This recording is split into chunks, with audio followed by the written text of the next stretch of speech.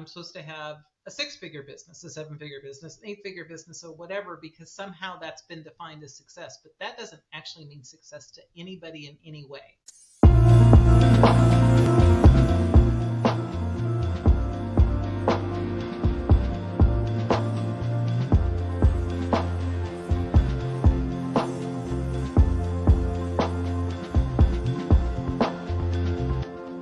Well, hey, Amanda here, and welcome to the Amanda Kaufman Show. I'm so excited to introduce you to my friend Gwen Bortner because she's so talented as a business owner.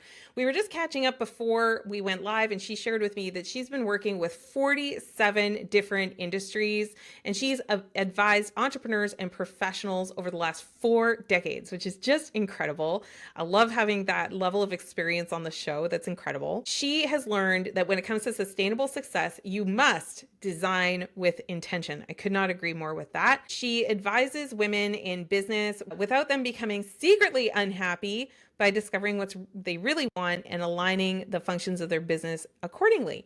So they rely on her to identify bottlenecks that others overlook and to craft a practical plan for clearing them efficiently. She shares her unique approach and insights on her podcast, The Business You Really Want, and she helps visionaries build sustainable, fulfilling businesses aligned with their values. Gosh, these are some of my super favorite words, Gwen. I'm so excited that you're here. Welcome to the show. Thank you so much, Amanda, for having me. I am excited to be here because I do love all of those words and I live all of those words, and those words mean so much to me. Yeah, I love it. And dear listener, we had the opportunity to meet through a business incubator that we're both in, and I was so impressed with Gwen's systems. She had systems for everything through the meeting you process, the follow-up process. You even curate dare I say a newsletter. I'm saying it publicly, but you can't just get onto it. You have to talk to Gwen.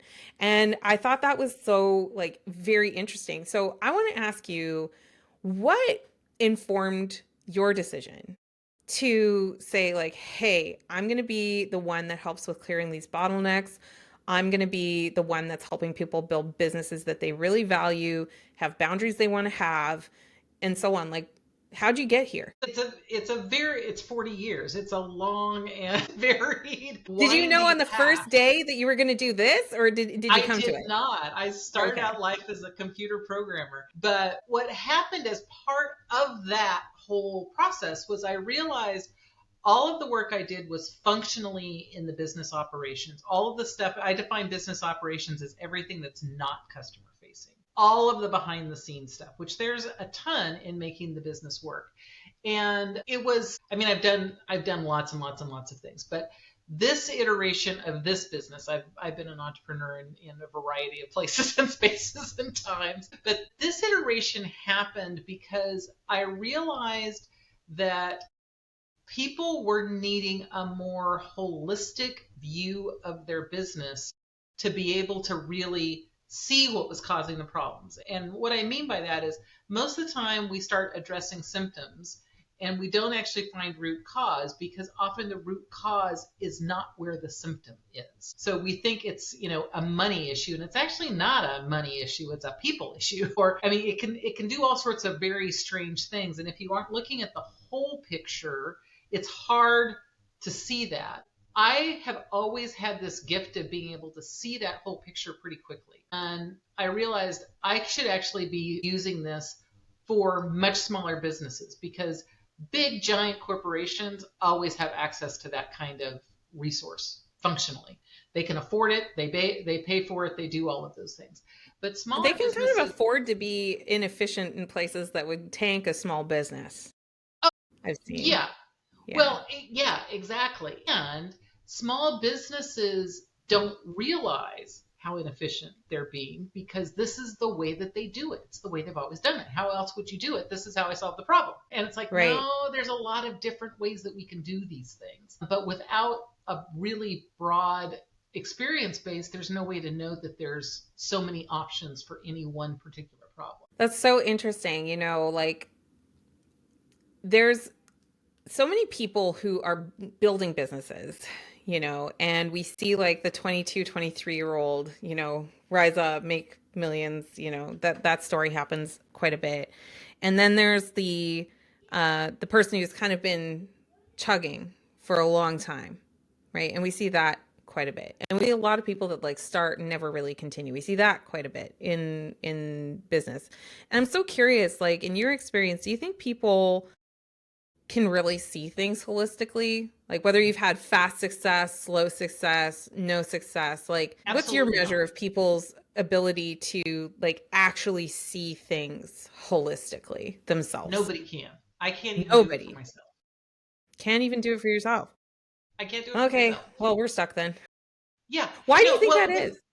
well, it's because we always have our own perspective on it and all of our feelings and emotions and all of the other things that we can't truly step away from because it's the nature of being human. And so being able to get an outside perspective allows you to look at things in a less emotional, personally driven way. So, and often folks will have other folks that help them do that. That doesn't necessarily have to be a paid person, to be able to do that for you. But we never have a truly clear picture of ourselves Mm-hmm. because we can't step outside of ourselves. We're always I there. love this. And I'm a career consultant, so I was the 20 something that was talking to 60 something clients that they were like, "Who are you? What the hell are you talking about?" And I'm like, "Well, I'm kind of attached to this like really big organization. We've been studying all the leading practices. We actually have the data that supports if we make this change that you're going to benefit from it in XYZ way." And I had to have those conversations starting from a pretty young age in my own career. What do you think it is that stops a person from asking for outside perspective? And let me rephrase that because, you kind of mentioned that like you don't have to pay to get an outside perspective. I think that that is true, but I also think that it might limit people because they think, I'll just ask so and so. Like what I've noticed is like a lot of entrepreneurs, they'll ask their mom, they'll ask their dad, they'll ask, their buddy who's struggling in the same way how to move forward. You know what I mean? And I see that behavior I repeated seriously know over what and you mean. over again. Yeah. Yeah. So why do you think So the people are problem, stuck like that? yeah, I think you can not have to pay for it. But the problem is when you ask people who are close to you, who are easiest to ask that you don't pay for, they also have a little too much skin in the game. Mom has mom's opinions. Husband has husband's opinions. Wife has wife's opinions. Children have children's opinions that relate to more than necessary, that often put a lot of their own stuff into their answer, whether they mean to or not, right? So Right. that is the advantage of using someone that's truly outside, right? That they aren't coming in with any close tie relationship where your decision will somehow impact them in any way, right? I think that's the first piece. Can it happen? Yeah, because I've found people who I didn't pay who were able to give me really good outside perspective, for sure. But I also know the people I have paid consistently have given me good outside perspective, right? Yeah. Because they don't have that other emotional tie to what my outcome is in the same way. When I'm making a decision about hiring an expert, and I'll venture to say whether it's a personal expert, maybe I'm getting somebody to give me health advice or a professional expert, that's perhaps helping me with my systems or my hiring or anything like that. When I am paying for it, I almost look at it like you're boarding an airplane, you're paying for the priority pass, right? Like you can get that free advice, but something I do as an expert, and I'm very explicit in teaching and sharing this to people, but I have like a giving line where, I will for free consult up to a level, but then after that level, we start moving into my consulting fee and we start moving into my programs and we start moving into, how I can help you in a deeper way. And a lot of people are really uncomfortable with that, but I always think of it as like you're paying for priority. You're paying for being on my docket as my client to get a priority answer, a priority response, and priority handling. Because authentically, if you are helping a lot of people, you start to have to do that. And so I always think like the first step for a coach, a consultant, we have a lot of experts that listen to this podcast are like, how can I get more business? Actually help more people and like help more people free in a really meaningful way. And but then you have that giving line. And I'm curious, Gwen, do you have like a similar practice around boundaries, given that you have so much expertise to offer that, you know, you do a certain amount for free and then you escalate? Like, how do you handle it? I don't have what I'm going to call a real formal process where I can say it's always A, then B, then the line, then C. You know, it's never quite that clear for me, but I have always been good about boundaries for myself. And so I know internally when we've hit the line. And for some folks, that line may be years in the coming, and for others, it can be after one call, you know, depending on who they are, what my relationship. I mean, there's like all sorts of factors in there that I love to say, you know, this is the algorithm, this is the formula. I can't do Well, it. I mean, like you're saying there's not, but I'm willing to bet you, like, if you were really forced to write it down, I'm sure you could probably say like I these behaviors probably, are boundary crossing, and these are more tolerable behaviors. yeah, I probably could. But Yeah. for sure, I'm more than happy to share my information on a call or two, just because what I do, much like what you do, is so personal. If you don't know me well enough, you're not going to trust me. It's not going to work. You've got to have some trust in me for us to be able to work together and to function well together. And so I'm willing to invest some time in that. But I also know where it becomes to the line, it's like, okay, now it's time that you pay me for this. Yeah. And I, like I said, I don't have a formal process, but it generally is within a few calls of like, okay, so now either we're doing this or we're not doing this, and I'm okay either way. You know, because not everybody's ready for it at a time. Not everybody can afford it at a time. And so, you know, all of those things play in, but I also know I'm not for everybody, and that's okay too. And that's the whole benefit of like doing the free upfront, in my opinion, too, is that I almost think of it kind of like the early stages of dating, you know, and you're trying, I think in expert work, especially chemistry is key. Because if you don't have a chemistry that you can build rapport really quickly, then, you know, I had a call just before this. It was so funny because it's somebody that I've known for years, and he's going in a new direction with his business. And I just said to him, I'm like, can I just come at you hot and fast? Like, can I just like tell you what I'm seeing really quickly? He's like, absolutely. And I love those relationships because you can be candid, you can be clear, you can be helpful, supportive, and it doesn't take as much time. I think a lot of people will try to force a relationship where the chemistry is like really not there. And because it's not there, you don't have the trust and rapport. So you can't be direct. And because you can't be direct, you can't be candid. And because you can't be candid, you can't help. Right? Yes to everything that Yes, you just sir. said. And you started to ask a question earlier that's related to this, which is, you know, how do you know it's going to work or not work, and how do you make it work? And Yeah. you know, and for me, it really is about, you know, and why some people work and why some people don't work. And for me, it's about, are you ready to actually have the mirror held up in front of you in a pretty non-distorted way? I mean, I'm Yes. still bringing all my stuff to it, so I can't say it's completely not distorted. Everyone's bringing some amount of stuff to it, but I'm bringing it from a much more outside perspective than say your spouse is, right? Because they've got too many other things that they're bringing in, and so it's Well, and also hard. your software and programming background, I would imagine, like causes you to maybe be a bit more analytical or a little more structured in how you're evaluating these things. Do you find that? Yeah, I definitely think, I mean, I test as a very, very strong thinker in the personality type, the thinker versus feeler, and very strong logic, very, you know, all of those things.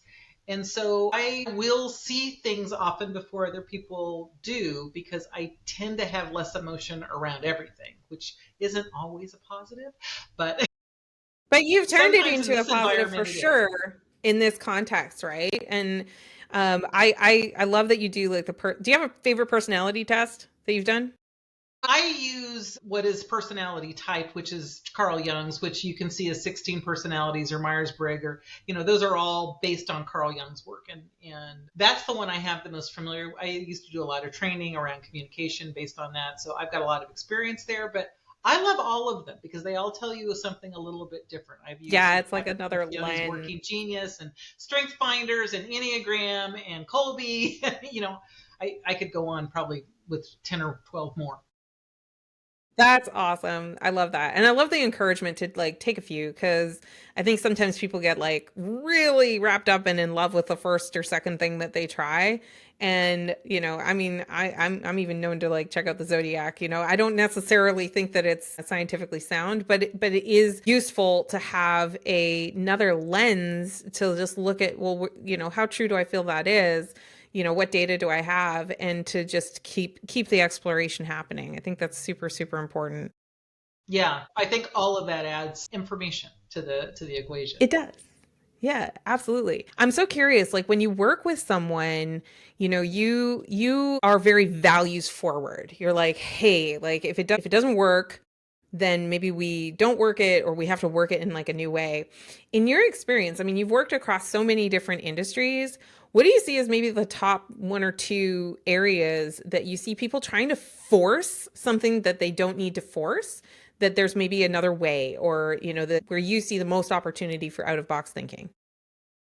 So you did a podcast with Sonia Navarez a bit ago, and she referred to Solistic Goals, which she got from me. And well, that's right. Oh my gosh. Straight to the source.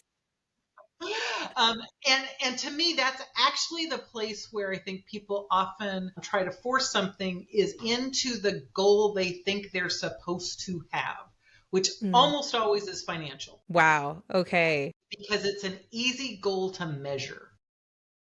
Did I make $1,000 or did I not make $1,000? 1,000%. It's an easy thing to measure.